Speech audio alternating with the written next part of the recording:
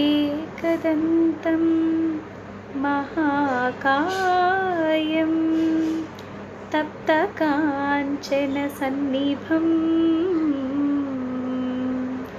లంబోదరం విశాలాక్షం వందేహం గణనాయకం.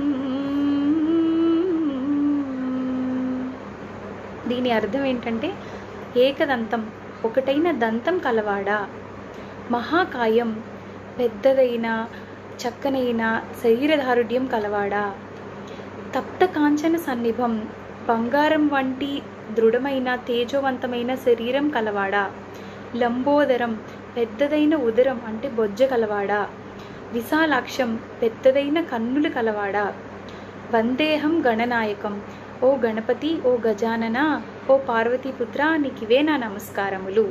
ఇది దీని